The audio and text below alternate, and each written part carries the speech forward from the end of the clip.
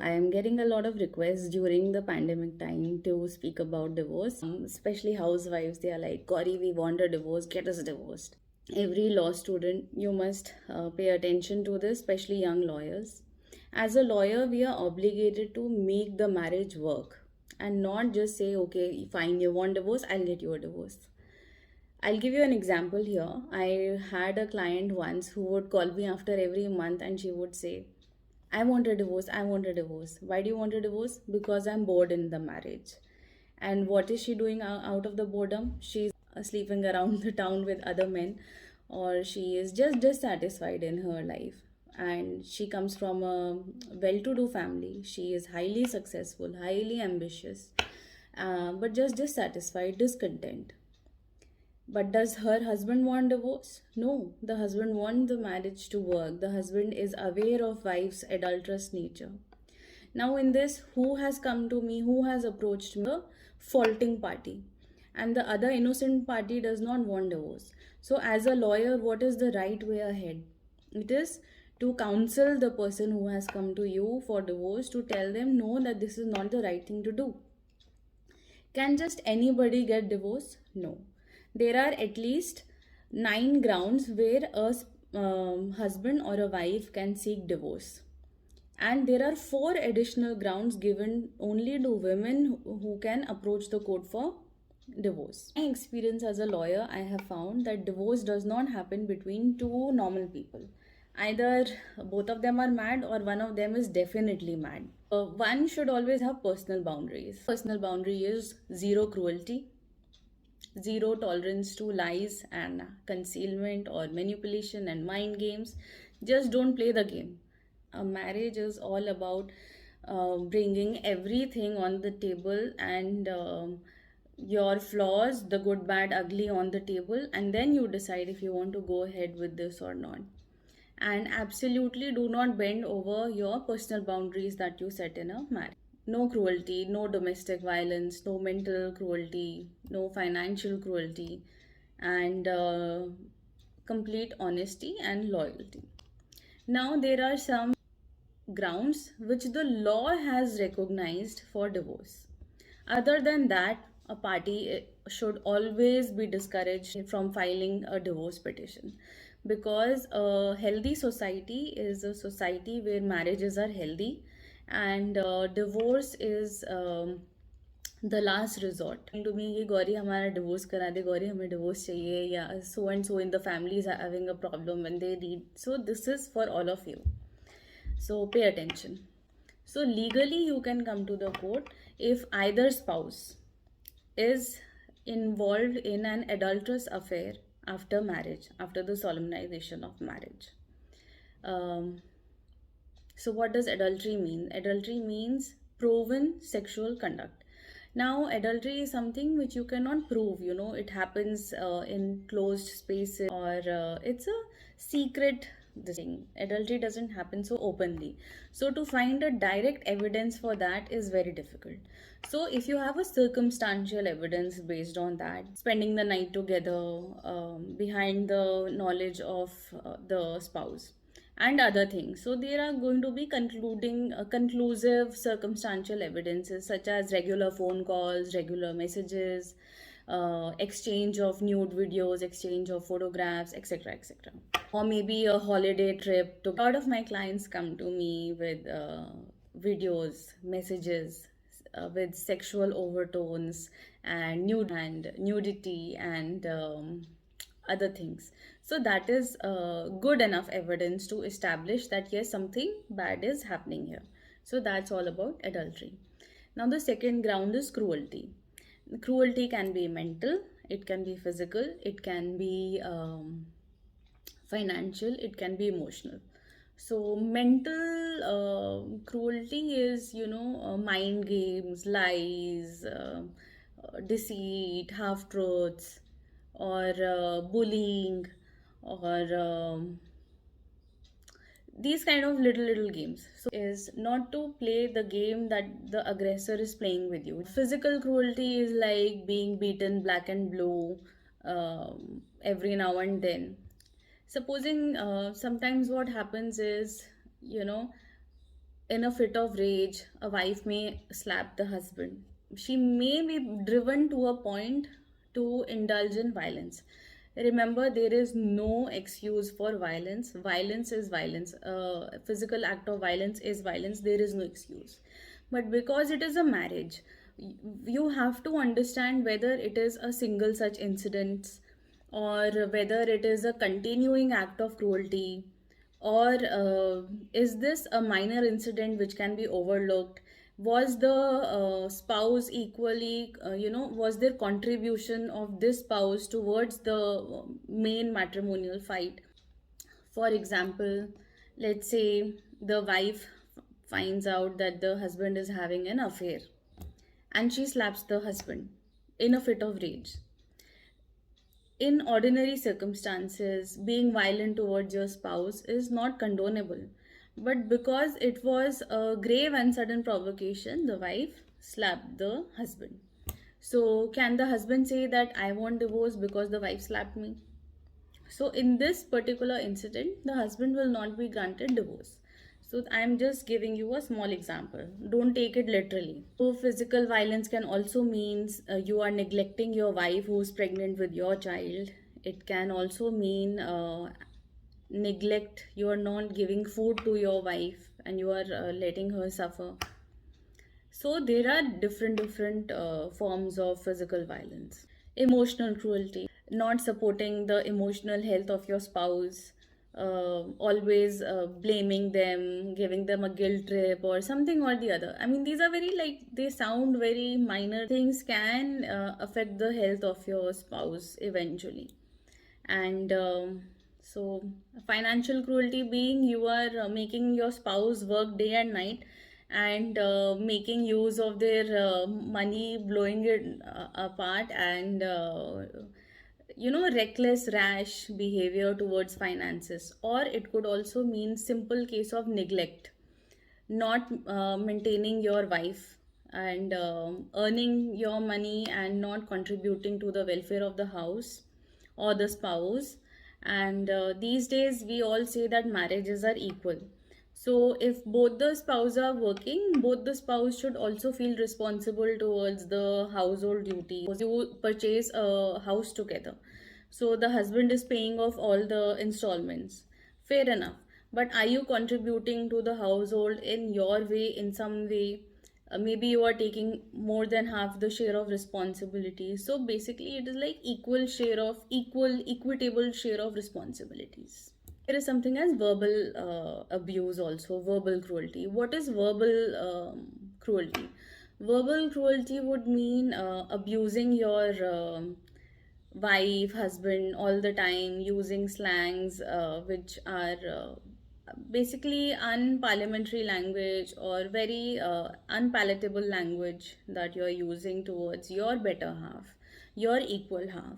And it means it brings a lot of disrespect in a marriage, and marriage is all about respect, mutual respect, understanding. So eventually it does lead to a breakdown of the marriage if one of the spouse or both the spouse are using very verbally abusive language for each other or their family members. Supposing I'm going to use the example of husband, but divorce is gender neutral. Verbal cruelty could not only be of the husband per se, it could also be of the mother-in-law or the father-in-law. Usually, in my experience and in my conversations with my colleagues, some factors, like the number one contributory factor of a divorce is too much interference of the mother-in-law.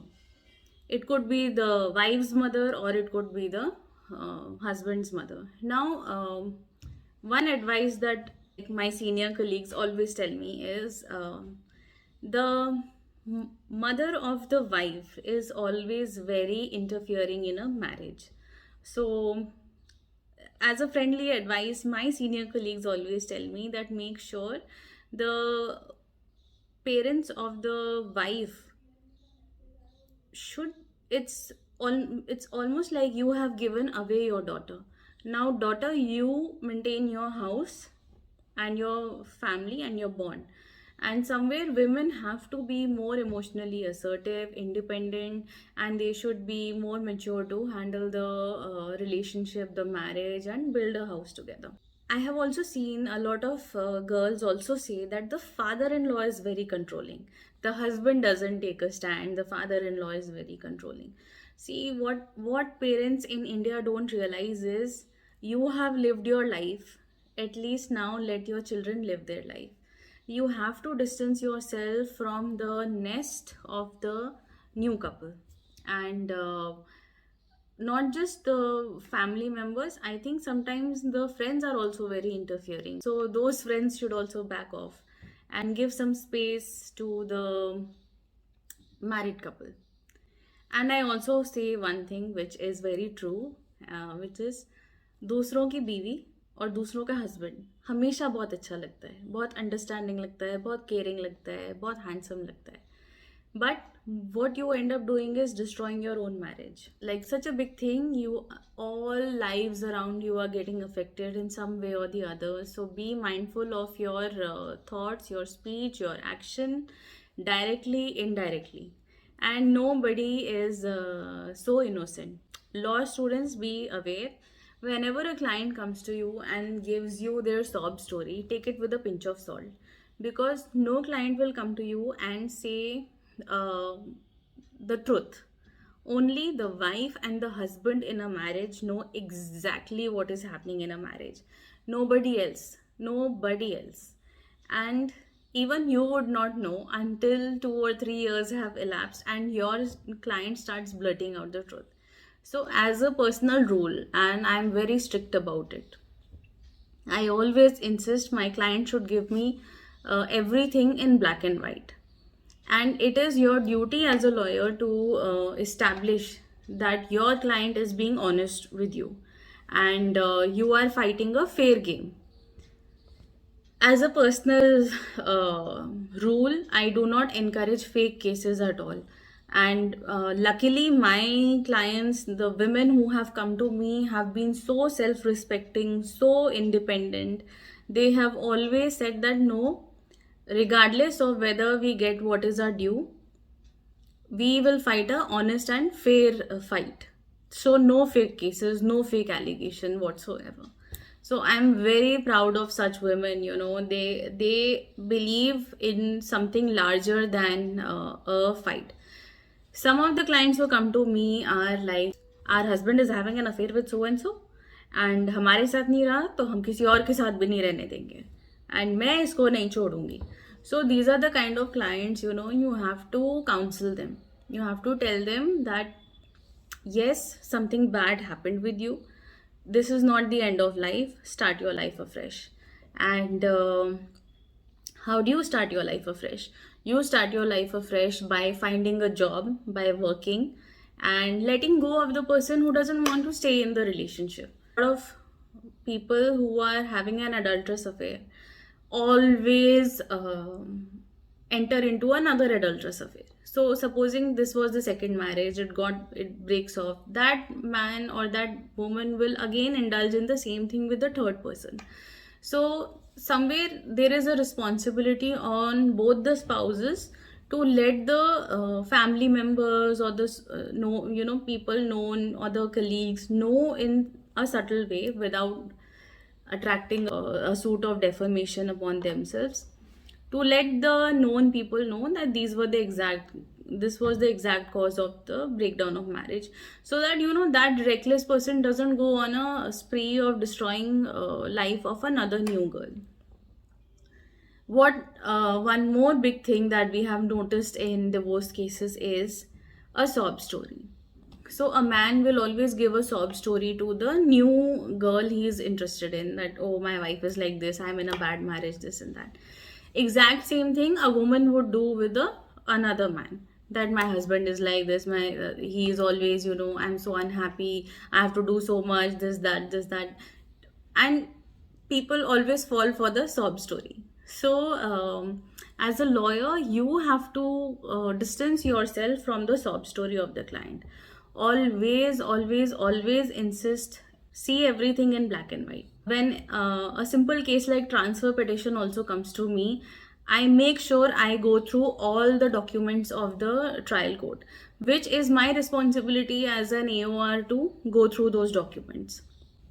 Because when I am before the apex court, it is my responsibility to ensure that I am not misquoting, I'm not misleading the court, I am very sure of the facts that I am putting in my petition. So in a way, you are putting 5 to 10 times of more work than an ordinary transfer petition. So when you are actually placing your case before the court, you can easily answer whatever query is put before you. When you are living with your mother, women should take note of this. When you are living with your mother will also do say, इसको ऐसे मत करो, इसको ऐसे कर दो, तुमने ऐसे कर दिया. Do you divorce your mother? No. Then why do you always nitpick or are so sensitive to the ways of the mother-in-law? Ultimately, she is mother of your husband. So little things what you can tolerate in a matrimonial bond, in a joint family, you should be tolerant towards that. There is a trend that our generation and the coming generation is very self-centered and not accommodating, because we have lived in nuclear families. So that understanding, acceptance, tolerance towards other relations, other significant relations of the spouse should be there. You cannot say that, okay, I'm not going to talk to your mother. That's really unfair to your spouse. It is good to have a healthy distance. It is good to avoid all toxicity. Now, everybody has a different psychological setup, has a different tolerance limit. So you decide what's yours. Okay, sister-in-law. That's a tricky area, because sometimes sister-in-laws can be really cruel. Sometimes they are just innocent victims of a fake dowry case, fake domestic violence case. And I really feel that lawyers should exercise their responsibility with lot of care and due diligence. By making a fake allegation, you are creating so much mental, financial violence in the community. So where you know that there is no case made out against a father-in-law or mother-in-law or a sister-in-law, married sister-in-law living in a different continent or living in a different state, it's advisable not to have a blanket allegation against all in-laws. So having an allegation against the husband itself is good enough if the case is good. See, if your case is not good, then tell your client that this is not good. And clients are always like this. They will come to you, they will go to 10 different lawyers, and so you don't want a client like that. You want a client who comes to you, who sticks to you, who believes in your work, and is going to play a fair fight. To have a principled fight is what I believe in. Where a sister-in-law is not directly involved, her name should not be dragged in a fake case of dowry or dowry demand or domestic violence. Is just not done. I remember when I was in college, I was doing this internship in National Commission for Women, and there was this employee over there, and she used to say, I joined the commission because something bad happened to my brother, and so I decided that there is no voice for men and there should be a voice for men. So me being a feminist, I was like, okay, that's a little harsh, because women are going through so much in the society, in life, and now our time has come that we are actually educated, we can speak for ourselves, and we want equal rights. After a decade of practice, I do feel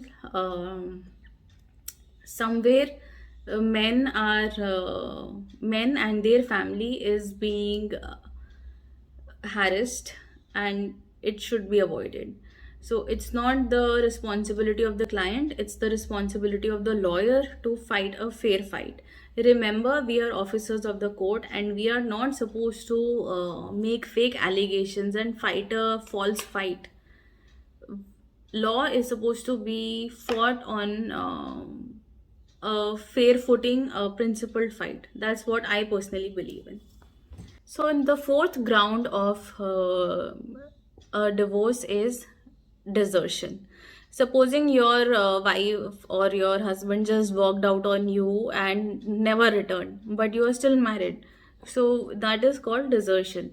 So if the spouse has left your company for more than 2 years without a reasonable cause, then it is a fair ground for divorce. Version. Supposing you are a Hindu and your wife converts into Islam or Christianity and you are not okay with it, then you can file a petition in the court for divorce. Fifth ground for divorce is very tricky.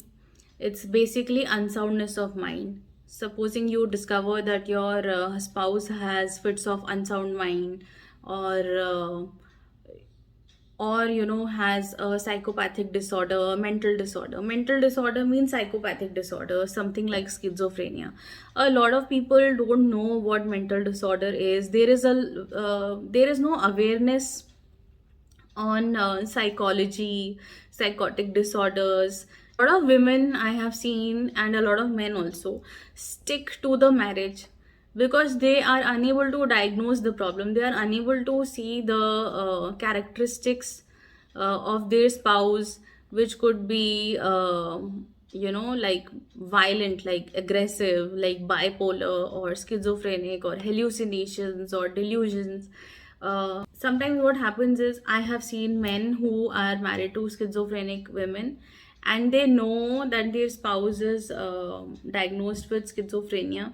After a time, the schizophrenic spouse will also stop eating the medicine. They will feel the person who's giving the medicine is actually killing them. So these kind of hallucinations happen in a schizophrenic patient.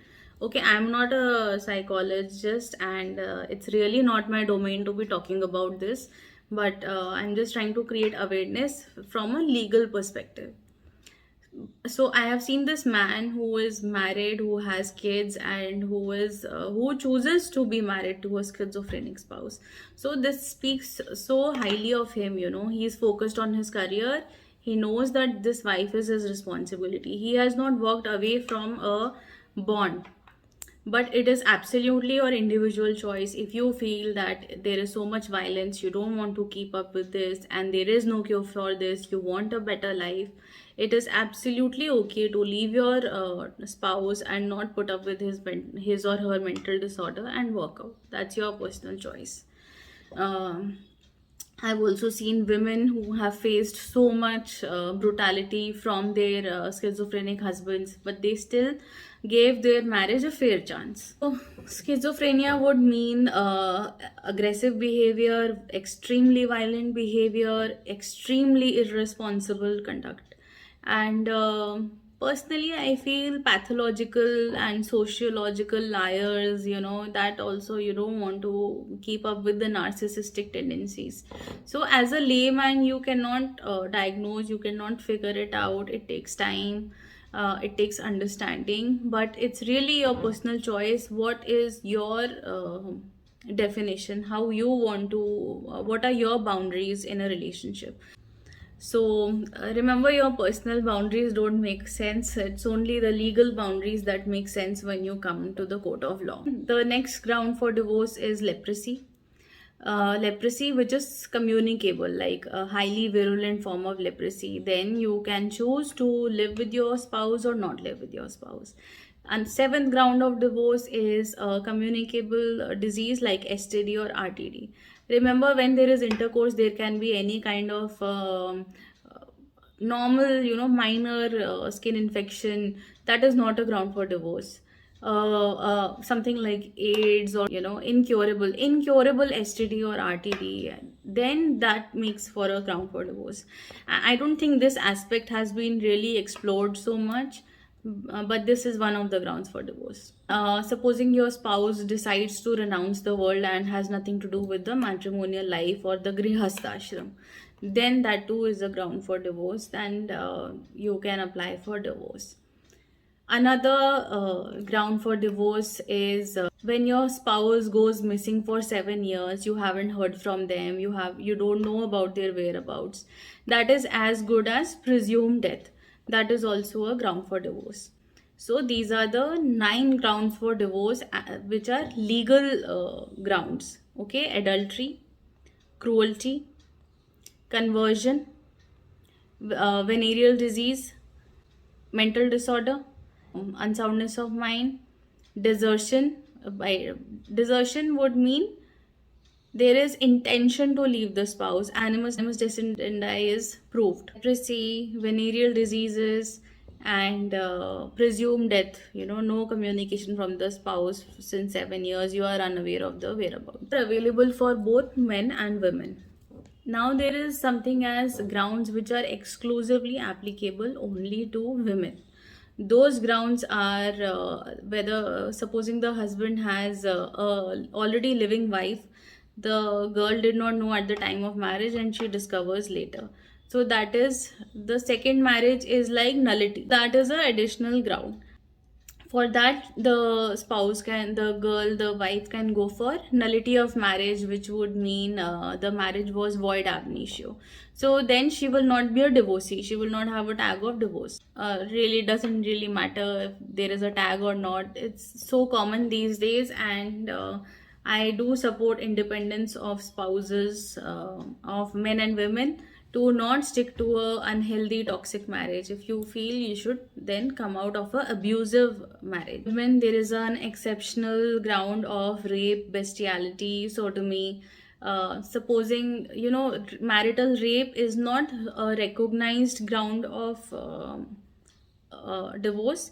But I'll give you an example. Maybe your husband is indulging in very severe sexual practices like insertion of metal objects, or a lot of extreme kind of sexual perversion or sexual practices which you are not comfortable as a wife. Then also you can approach the court and say that these are the things which are happening, this is the proof. And it's always better to come up with some proof. It just makes the work a lot easier in court. The third additional ground that women have for divorce is whether their husband is unable to maintain, despite a decree of maintenance from the court, and more than a year has elapsed and they have not cohabited together. That's another ground for divorce. Then there is a ground which is a girl got married at the age of 15, and just before she turns 18 she repudiates her marriage. So that is also called annulment basically. So that's like a child marriage. Valid Hindu marriage is between a 18-year-old girl and a 21-year-old boy. So I do feel that age should be increased in today's time. It should be 21 years for both girl and boy, because there are a lot of changes in the society that we are seeing right now. I do personally feel that 18 is too young age for girls today to get married. So just like boys get married at 21, so should girls. Courts are very mindful of the fact that you are presenting a petition of divorce after 1 year of solemnization of marriage. So unless there are exceptional grounds which are with the women, exceptional grounds like exceptional depravity, like violence is there in a marriage, the court will not entertain a petition for divorce before 1 year of marriage has elapsed. That's a mandatory period. Since it was your query to ask me about how to go about divorce, how to file a divorce, so I'm addressing that query. So this is the grounds of divorce which are in a contested divorce, which is section 13A of HMA. Now then I'm coming to section 13B of HMA, which is divorce by mutual consent. You present a petition for divorce, and that is called first motion. Statement of the parties is recorded before the principal judge of family court, and they are presiding officer of the family courts. So they will examine, they will find out whether there is any coercion and whether there is free consent, and they will briefly ask if they feel like in asking sometimes. So your statement is recorded, and then mandatory period of 6 months is there in law to wait for cooling off, to give couple the time to reconcile, counsel, go into mediation or go into couple counseling, try to make the marriage work. Because see, ultimately the job of a lawyer and the court is to make every effort for a marriage to work, and there is no breakdown of marriage, because a healthy society is built on a healthy marriage and a healthy family unit. In fact, in 1980s, there was a very progressive judgment by Justice Melaram Sharma of Chandigarh High Court, Punjab and Haryana High Court, in a case in which he had said that under exceptional circumstances, this 6 months cooling off period should be waived off and it should not be mandatory. And so, in those times, 80s times, that 6 month period was waived off, and something like this has now become the law of the land in 2014, and subsequently in other judgments passed by the Supreme Court. Now it's a common practice. If we feel after 3 weeks, 1 week, depending on the facts and circumstances, the second motion petition is filed. In a couple where the wife is in India, husband is abroad, and he cannot come for more than some time, then those are the exceptional circumstances where we take 1 week cooling off period. So it really depends. Supposing you are married and your marriage is not consummated, husband has impotency. So in that case, you can approach the court. That is a medical ground, but it will not be a divorce. It would be annulment of marriage. So when you will not have a tag of a divorcee. Not that it matters if you have any tag or no tag or whatever. One should not go in labeling. And another ground for annulment of marriage is unsoundness of mind. You come to know that you discover your spouse is having unsoundness of mind, or your consent has been obtained by fraud and there was no free consent. It was a coercion or some other kind, like free consent is not there, then it is a ground for nullity, annulment of marriage. The wife is pregnant at the time of the marriage with someone else's child. Now this is available ground for annulment of marriage. Are not also open to grant annulment of marriage based on this ground. Your marriage would be either spouse is found living after the marriage. There is a existing wife or husband and you find it later. So that's nullity of marriage. Second is degree of prohibited relationship. Like in Hindu marriages, we cannot marry our mama, chacha, or like that. Those are the degrees, prohibited degrees of marriages, or our dada, chacha, or lineal ascendancy. This is our detailed topic. In Hindu marriages, we are only concerned only of different gotra. Okay, so and there is something called as prohibited relationship. Like I cannot be married off to my mama or my chacha or my dada or my nana or husband of my masi or husband of my bua. These are what? These are prohibited relationships. I cannot get married to my second cousin in a Hindu marriage. These are prohibited these are prohibited relationships. Then there is the sapinda.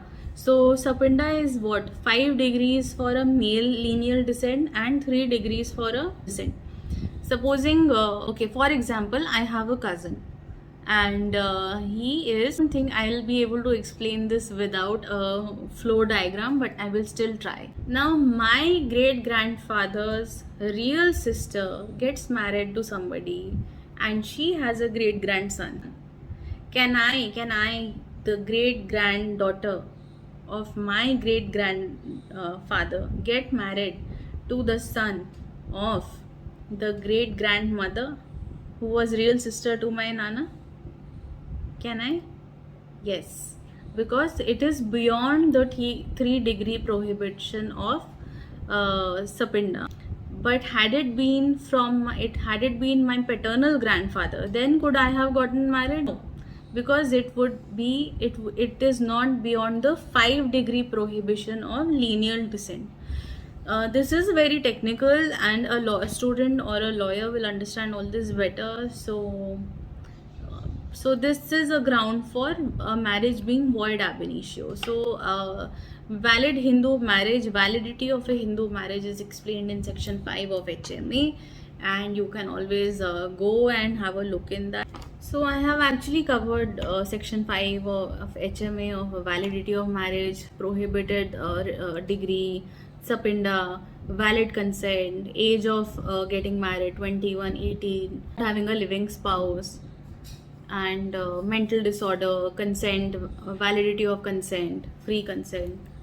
So this is all about divorce and nullity, annulment, and before I leave, I want to tell each and every one of you that first effort should be made in preserving sanctity of marriage, preserving the unit, family unit, building a healthy society, and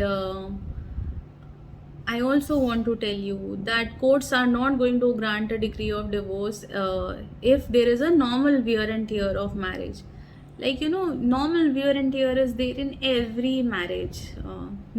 There is no happy couple, there is no ideal couple. Always tussle, there is always like arguments, bickering, quarrels, because two different individuals of two different temperaments, compatibility are coming together, or even similar people when they are living together. Everybody has different way of life, and there will be some issues, but normal friction is something which the courts are not going to grant you a decree of divorce. It has to be what if you want a divorce, you have to come under the 14 grounds of divorce, as I have mentioned, for a woman, and 9 grounds of divorce, as I have explained before, for a man. So there is a lot of discontentment in the society these days, and people are very intolerant. They don't want to work on something, they don't want to build something, they just want to snap out of it. Everybody would be cherish what you have, build on what you have, and unless it's like a very unhealthy, very toxic environment where you feel that your children should not be there, and for good health of your children, then you should take the step of getting out of the marriage. Or if you feel that there are a lot of games, mind games, deceit, lies, cheating, that's very toxic. That's something you can consider. And my advice to all lawyers would be to play the fair game, and we have to build a healthy society. We cannot have every family, every person under litigation, fake cases. I hope I don't get the slack for it, but even if I do, so be it, because I am entitled to my own expression under Article 19 of the Constitution of India. So freedom of speech and expression, I do feel we owe a duty to the court to be honest and to litigate honestly on a principled ground, and have a principled fight. And I do feel the parties should come together. And for women, equality also means equitable duties. If you want the perks out of a marriage, work for it. I will give you an example here before I go. So, women always have this tendency, oh, my husband is making me do this, oh, my husband is like that, my husband is this, my husband is that, my in-laws are like this, my father-in-law is like this, I'm doing all the work, what is my husband doing? I'm doing the work. See, what is your husband doing? The husband has provided you a safe environment. The husband has put a roof over your head. The husband is going out there working for the family unit, for you, for your child. He is putting himself through the toxicity at work, or working hard day and night. He is building a life for you. What are you doing? You are cribbing about your husband, his family, to the outside world. You may be educated, you may be very well to do, you may be highly qualified, then that's good. That's a very good thing. One should be highly educated, highly qualified. But does that mean that you can berate your life partner? Or if you are so dissatisfied with your husband, you leave him, find another man. Can you find a better man? who can put up with your tantrums, and who can put up with the way you are? Can you? Would somebody? You may just very well find a better guy. Go ahead, find someone. But is that a valid ground for divorce? No, you are not falling under the valid ground of divorce. You are just making your own marriage unhappy, unhealthy, and you are not giving your husband a fair chance. Are you? No. No matter how progressive, how modern we are, ultimately a society is nurtured and built by a woman. If uh, you want the perks, you have to do your duty. And what is your duty? If you are better at, maybe you are better at looking after the house, you have the aesthetic sense to maintain the house, you have the natural talent to multitask and manage people, and your husband could be just a better person of going to the market, fetching the grocery for you, cleaning the car, or running the errands for you. This marriage is all about teamwork. It's not about cribbing or complaining about your spouse. This is my personal opinion, and you can totally trash me for that. That's okay. But I do perhaps come from a modern thinking but very conservative values, where I believe that it is a team effort, it is a teamwork, and you have to give a fair chance to your spouse and your marriage to work. And snapping out of a relationship is easy. Building a healthy life, building a healthy future always takes time, it takes patience, but it's very rewarding. For single men and women out there, don't fall for the sob story of a married person. Most married people don't leave their spouse. They remain stuck in that bad marriage, in that fictitious bad marriage, and they will enjoy the benefits that you are giving to them, the emotional benefits, physical benefits, and they will enjoy it. They will tag you along, they will waste your time, they will not let you go on and build on your life while they are cribbing about their sad marriage. So you have to, for girls, you have to be very careful not fall into a sob story of any guy, because if the marriage is so bad, then that man should give a divorce and then come out. He is not going to do that. So be very careful of whom you are associating yourself, whom you are interacting with. Be more vigilant, be more mindful, and don't fall for a trap. Always start afresh. Like, if you are single, find yourself a single person. Don't fall for a married guy. Most women don't come to know that the man is already married, and the day you come to know, you should make a decision whether you want to start afresh with somebody who's easily available, single, or a better match, or you want to wait for this person to come out of his so-called bad marriage, which you don't know whether it is bad or not. Because really, a relationship, you can never know from the outside. It's between the wife and the husband who know the reality of the relationship. Absolutely do not fall for a sob story. Even if the divorce is ongoing in the court, don't fall for it. A lot of times we have seen that the divorce is ongoing and the husband finds another person, and then they start off, which is good.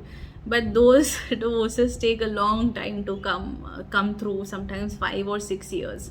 So in those 5 or 6 years, you may not be the one standing there for 5 or 6 years. You may just be a 2 year stopgap, and then there would be another 2 or 3 year stopgap. So don't waste your time. Find someone worthy of your time, attention, love, and build something beautiful. And whenever you start a relationship, build it on trust, build it on honesty, and build a secure future. And it's very easy to snap out. It's very difficult. It's difficult but rewarding if you stick it through. And all the best. Let me know if you like this talk, And if you want to know something more, this is all about divorce that I wanted to share. And if there is something you want to particularly know, you can ask me. I'll come back to you. So I come from a land of Africa, so I'm going to say Hakuna Matata. Take it easy. And also to men and their families, understand that that daughter has stepped into your life with a certain amount, with so much uncertainty. She has left behind her father's palace and she has come to you, and you are supposed to keep her happy and nurture her and love her and provide her the care that she needs. So marriage is a two-way street. It is effort of both the husband and wife, and it's not fair to your spouse if you are not trusting them. 100 people will have 100 different perspective about you and your husband and your wife and your in-laws and your marriage, and you are exposing your marriage to other people, their perspective, and it can snap out. So marriage is supposed to be so private that you respect each other. Unless your marriage is coming under those grounds that I have already mentioned, it's always wise and better to keep your marriage to you and your husband and keep it safe, because other people will only they will not see the beauty in it, they will only show you the bad things that are existing. Unless you are going through a lot of cruelty, a lot of lies, deceit, manipulation, adultery, conversion, desertion, don't leave your marriage just like that. Work on it. And I have seen children are the biggest sufferers of a marriage falling apart, other than your spouse, of course, and their parents and children suffer a lot. And marriage is something which affects the entire family and the society. So don't be so rash in your conduct, don't be so reckless. If you are the faulting partner, rectify your conduct now, here and now. Just rectify yourself and give your spouse a second chance, give yourself a second chance, give your marriage a second chance. And I will talk about custody cases in my next video. Stay on for more. Just connect with you and help this society be a better society at every level. So if you like my work, do come back for more. You can feel free to ask me whatever you want to ask me. Thank you.